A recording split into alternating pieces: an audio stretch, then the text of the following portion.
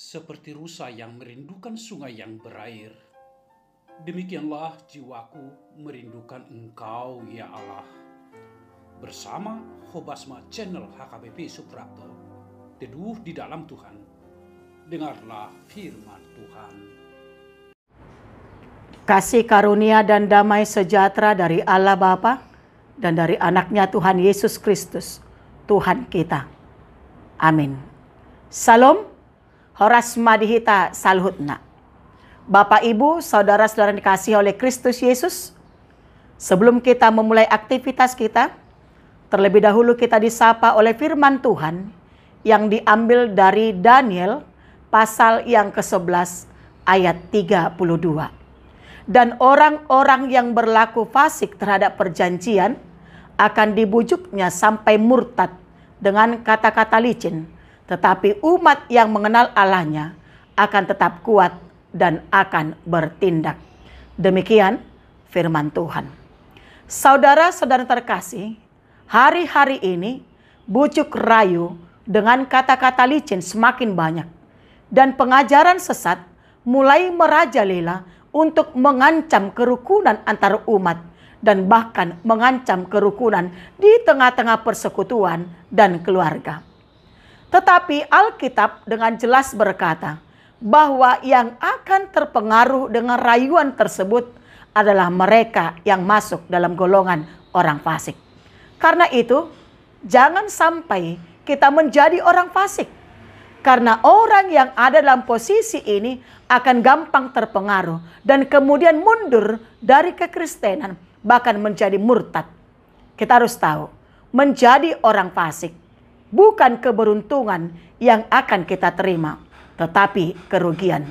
Karena memang tidak ada hal yang menguntungkan menjadi orang fasik.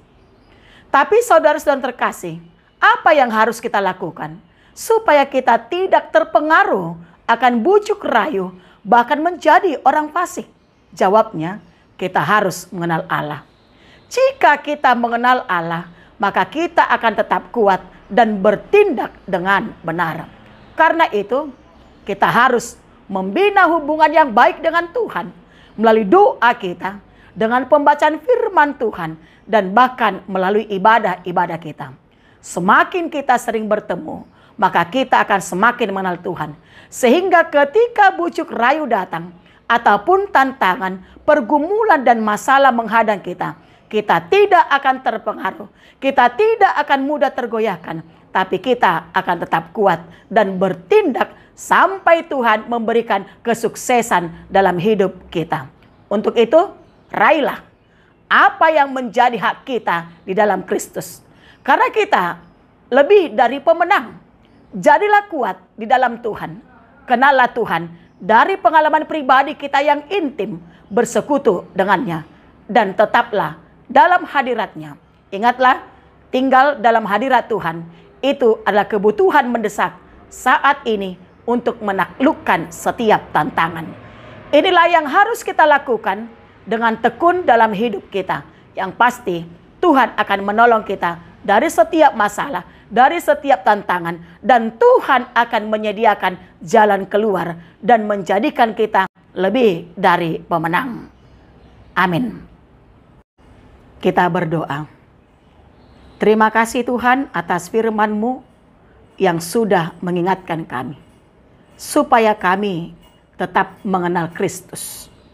Melalui ibadah kami, melalui doa kami, bahkan melalui pemberitaan akan firman-Mu. Ketika kami semakin mengenal Tuhan, di situ kami akan semakin kuat dan kami dimampukan untuk bertindak lebih baik lagi. Untuk itu Tuhan, biarlah Roh Kudus-Mu yang bekerja dalam hati kami, membimbing kami, mengajar kami, supaya kami tidak menjadi orang fasik yang bisa dirayu oleh hal-hal di dunia ini. Bapa di sorga, Engkaulah Tuhan yang senantiasa menguatkan kami, memampukan kami, melakukan berbagai aktivitas kami dalam satu hari ini. Engkau Tuhan yang memimpin kami, supaya apa yang kami lakukan itu berkenan di hadapan Tuhan. Bapa di sorga, berkati kami Bapa. Berkati semua anak-anak yang Tuhan berikan bagi kami.